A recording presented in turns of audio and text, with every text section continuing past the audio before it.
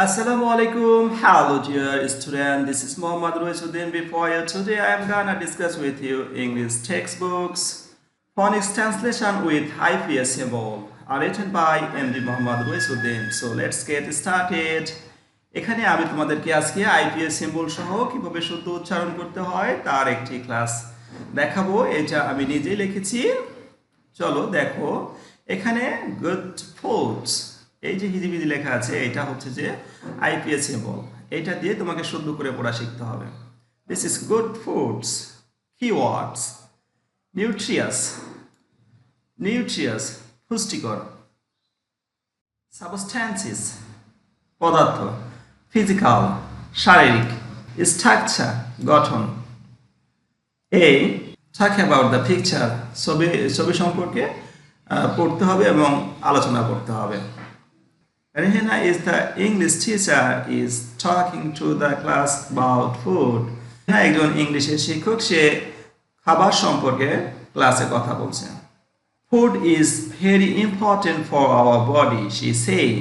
সে বলছে আমাদের শরীরের জন্য খাবার একটা খুবই গুরুত্বপূর্ণ উপাদান। We can't live without it. আমরা এইটা ছাড়া বাঁচতে পারি না। So you must always have good food. সেজন্য তোমার সর্বদাই ভালো খাবারের তালিকা থাকতে হবে। What's good food? Teacher asks student. Student জিজ্ঞেস করলো, ভালো খাবার কি teacher? Good food means the right kind of food for good health, say Miss Rehana. Miss Rehana বলছে যে মিস রেহানা বলছে ভালো খাবার হলো এক ধরনের খাবার যা স্বাস্থ্যকে সুন্দর করবে। It must contain natural substance that, it is nutritious, এটা পুষ্টিকর। It must contain natural substance that our body need to grow properly and stay healthy. এইটাতে একটা প্রাকৃতিক পুষ্টিকর উপাদান থাকবে যা আমাদের বডিকে নির্দিষ্টভাবে বৃদ্ধিতে সাহায্য করবে। But remember, you must not eat too much, though the food is good.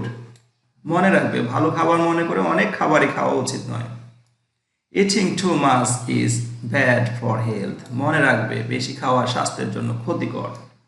You have to eat only a certain amount of food that your body need.